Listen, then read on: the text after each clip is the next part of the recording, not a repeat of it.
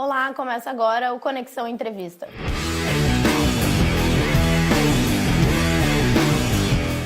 O nosso entrevistado de hoje começou a carreira no Grêmio em 1994 e retornou ao Grêmio como treinador em maio de 2015.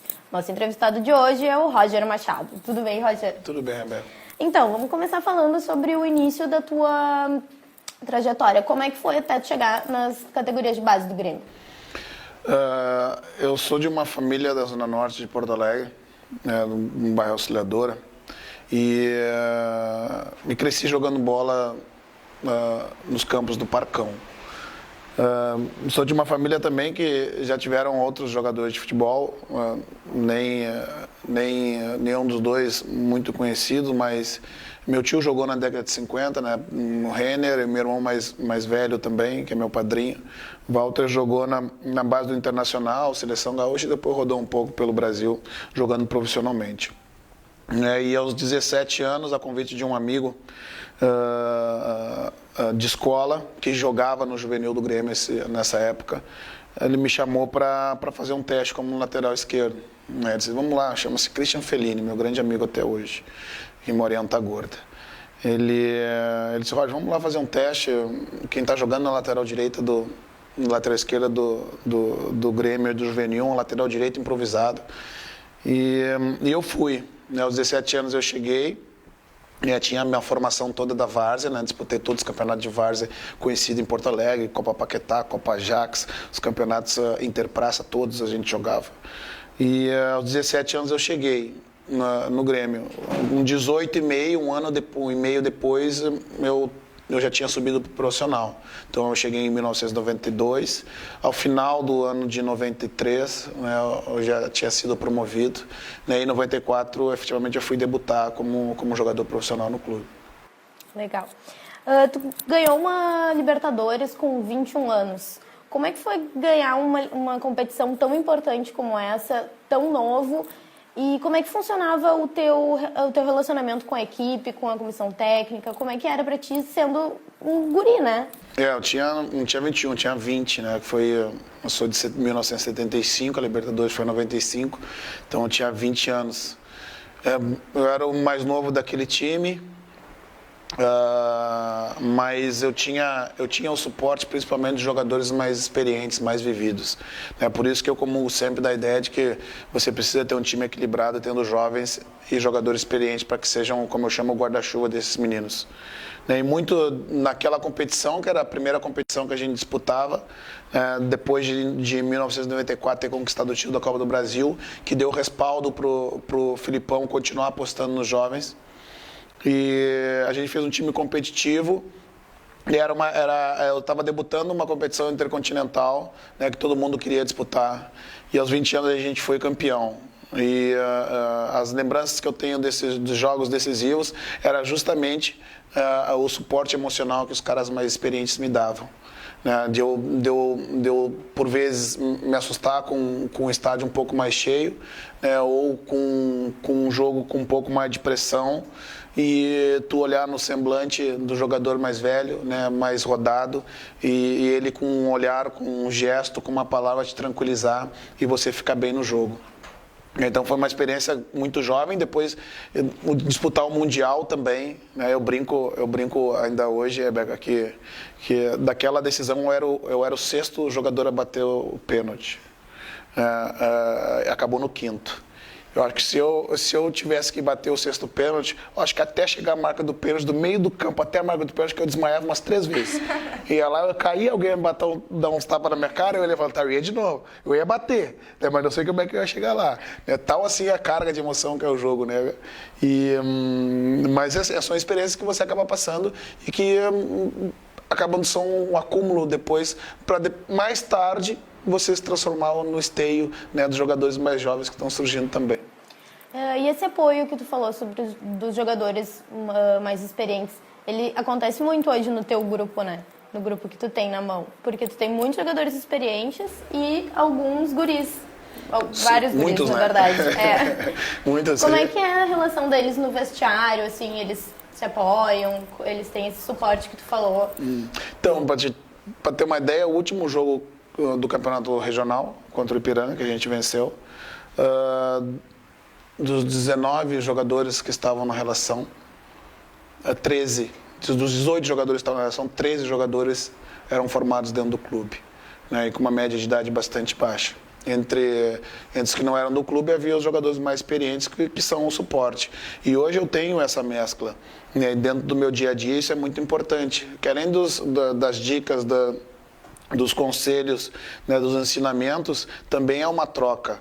Né, uma troca quando se vive num ambiente jovem, né, você mantém a cabeça sempre jovem. Então, esses jogadores mais novos que estão surgindo, também são jogadores importantes para os jogadores experientes que eu tenho, passando o entusiasmo, né, que a juventude tem, esse desejo e motivação de vencer na carreira.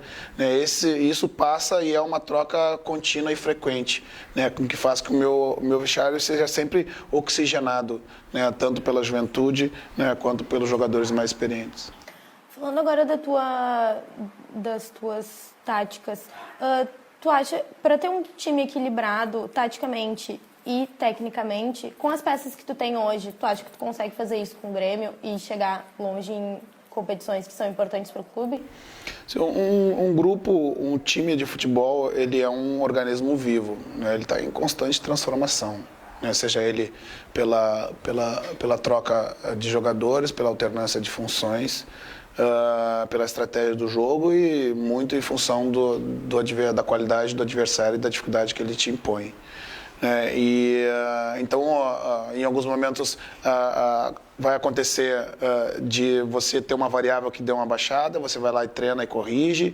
Né? A gente costuma dizer que no começo do ano a gente coloca o avião em altura de cruzeiro e depois tu vai corrigindo a rota, né, buscando sempre a melhor atuação combinada com os resultados. Né, e hoje eu tenho no meu grupo, principalmente porque tenho jogadores com características diferentes. Né, e, acima de tudo, no tipo de trabalho que eu proponho, eu preciso que o jogador pense muito o jogo. E o que eu digo para eles é que a maioria de nós, da nossa formação, aprendeu a jogar bola. Né, o que eu me proponho é ensiná-los a jogar futebol. Né, que são coisas para mim distintas. Né? O jogador de futebol brasileiro tem muito da sua plasticidade, tem muito da sua qualidade técnica. Se a gente conseguir agregar isso ao jogo coletivo, né, vai ficar muito mais eficiente.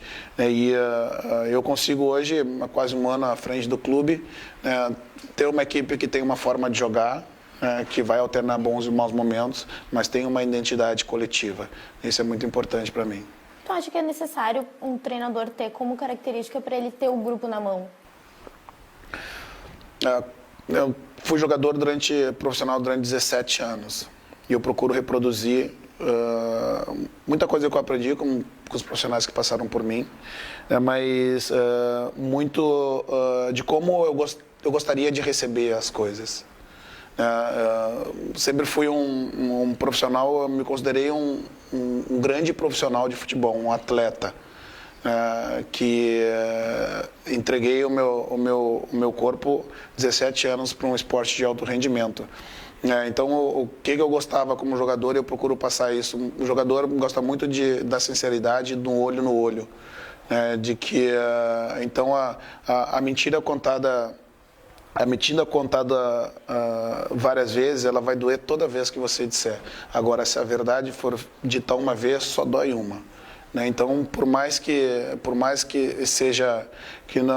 não seja simpático em alguns momentos, eu sempre procuro ser o mais honesto possível. Né, e procuro, dentro do meu dia a dia, fomentar uma competitividade que ela acaba se tornando saudável e retribui, né, e tem um retorno muito importante para a competitividade e o aumento de qualidade do nosso treino. Né, porque eu, como profissional, eu tenho que manter todos motivados, né, sabedores de que hoje, circunstancialmente, aqueles 11 que estão jogando, né, se eles não mantiver um grande nível, eu daria oportunidade a outros. Né, porque só dessa forma eu consigo fazer com que aqueles que hoje estão esperando se sintam motivados para estarem jogando, né, entre os 11 titulares. Fazendo isso, sendo honesto, tendo coerência e justiça no trato com o jogador, eu acho que é um ponto importante. Somado a isso, eu fomento muito no meu atleta por entender que se eu criar um ambiente de trabalho agradável, né, em que o atleta entenda e sinta-se parte disso, e mais que isso, perceba que o trabalho está sendo feito para melhorar a sua carreira, ele vai valorizar o que ele faz.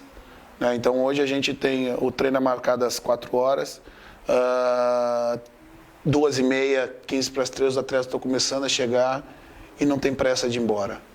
Porque entende que esse ambiente de trabalho que foi construído é um ambiente que os faz crescer como profissional.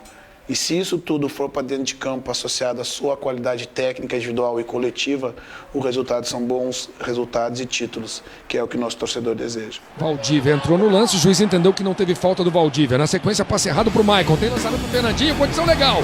Condição legal. Vai ficar cara a cara. Fernandinho driblou, passou. Fernandinho bateu pro gol. Gol!